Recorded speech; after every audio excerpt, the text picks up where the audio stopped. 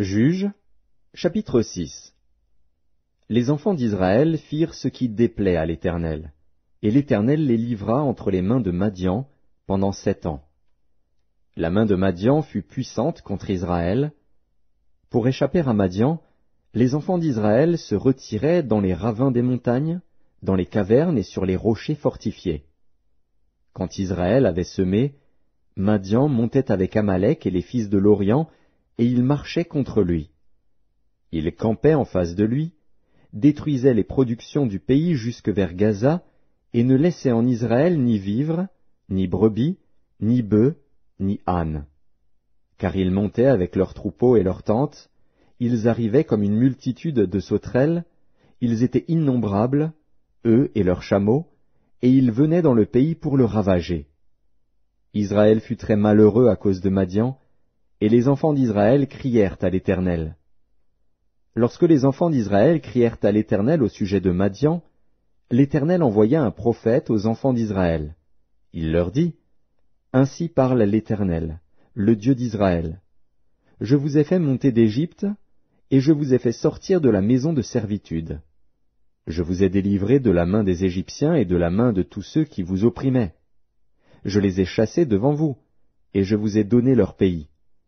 Je vous ai dit, je suis l'Éternel, votre Dieu. Vous ne craindrez point les dieux des Amoréens, dans le pays desquels vous habitez. Mais vous n'avez point écouté ma voix. Puis vint l'ange de l'Éternel, et il s'assit sous le térébinthe d'Ophra, qui appartenait à Joas, de la famille d'Abiézer.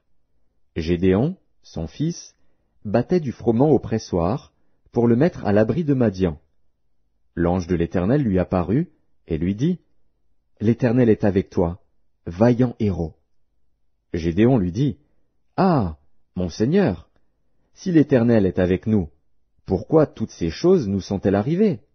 Et où sont tous ces prodiges que nos pères nous racontent, quand ils disent, « L'Éternel ne nous a-t-il pas fait monter hors d'Égypte? » Maintenant l'Éternel nous abandonne, et il nous livre entre les mains de Madian.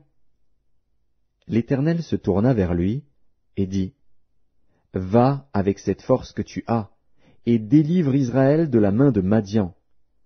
N'est-ce pas moi qui t'envoie? » Gédéon lui dit, « Ah, mon Seigneur, avec quoi délivrerai-je Israël? Voici, ma famille est la plus pauvre en Manassé, et je suis le plus petit dans la maison de mon père. » L'Éternel lui dit, « Mais je serai avec toi, et tu battras Madian comme un seul homme. » Gédéon lui dit, « Si j'ai trouvé grâce à tes yeux, donne-moi un signe pour montrer que c'est toi qui me parles. Ne t'éloigne point d'ici jusqu'à ce que je revienne auprès de toi, que j'apporte mon offrande, et que je la dépose devant toi. » Et l'Éternel dit, « Je resterai jusqu'à ce que tu reviennes. » Gédéon entra, prépara un chevreau, et fit avec un épha de farine des pains sans levain. Il mit la chair dans un panier et le jus dans un pot, les lui apporta sous le térébinthe, et les présenta. L'ange de Dieu lui dit, « Prends la chair et les pains sans levain, pose-les sur ce rocher, et répands le jus. » Et il fit ainsi. L'ange de l'Éternel avança l'extrémité du bâton qu'il avait à la main, et toucha la chair et les pains sans levain. Alors il s'éleva du rocher un feu qui consuma la chair et les pains sans levain. Et l'ange de l'Éternel disparut à ses yeux. Gédéon, voyant que c'était l'ange de l'Éternel, dit, « Malheur à moi, Seigneur Éternel, car j'ai vu l'ange de l'Éternel face à face. » Et l'Éternel lui dit, « Sois en paix, ne crains point, tu ne mourras pas. » Gédéon bâtit là un autel à l'Éternel, et lui donna pour nom l'Éternel paix. Il existe encore aujourd'hui à Ophra, qui appartenait à la famille d'Abiézer. Dans la même nuit, l'Éternel dit à Gédéon, « Prends le jeune taureau de ton père, et un second taureau de 7 ans. Renverse l'autel de Baal qui est à ton père, et abat le pieu sacré qui est dessus. Tu bâtiras ensuite et tu disposeras, sur le haut de ce rocher, un autel à l'Éternel ton Dieu. Tu prendras le second taureau, et tu offriras un holocauste, avec le bois de l'idole que tu auras abattu. » Gédéon prit 10 hommes parmi ses serviteurs, et fit ce que l'Éternel avait dit. Mais, comme il craignait la maison de son père et les gens de la ville, il l'exécuta de nuit et non de jour. Lorsque les gens de la ville se furent levés de bon matin, voici, l'autel de Baal était renversé, le pieu sacré placé dessus était abattu, et le second taureau était offert en holocauste sur l'autel qui avait été bâti. Ils se dirent l'un à l'autre, « Qui a fait cela ?» Et ils s'informèrent et firent des recherches. On leur dit, « C'est Gédéon, fils de Joas, qui a fait cela. » Alors les gens de la ville dirent à Joas, « Fais sortir ton fils, et qu'il meure, car il a renversé l'autel de Baal et abattu le pieu sacré qui était dessus. » Joas répondit à tous ceux qui se présentèrent à lui, « Est-ce à vous de prendre parti pour Baal? Est-ce à vous de venir à son secours? Quiconque prendra parti pour Baal mourra avant que le matin vienne. Si Baal est un dieu, qu'il plaide lui-même sa cause, puisqu'on a renversé son autel. » Et en ce jour l'on donna à Gédéon le nom de Jérubbaal, en disant, « Que Baal plaide contre lui, puisqu'il a renversé son autel. » Tout Madian, Amalek et les fils de l'Orient se rassemblèrent.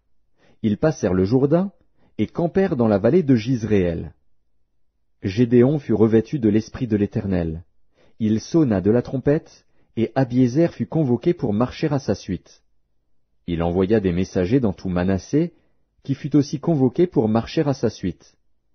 Il envoya des messagers dans Azer, dans Zabulon et dans Nephtali, qui montèrent à leur rencontre.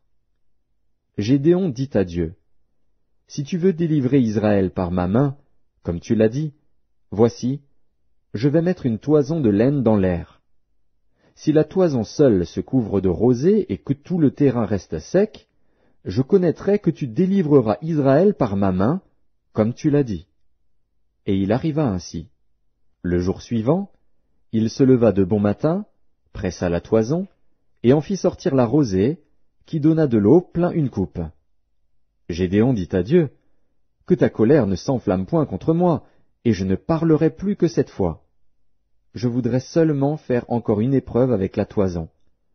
Que la toison seule reste sèche, et que tout le terrain se couvre de rosée. » Et Dieu fit ainsi cette nuit-là. La toison seule resta sèche, et tout le terrain se couvrit de rosée.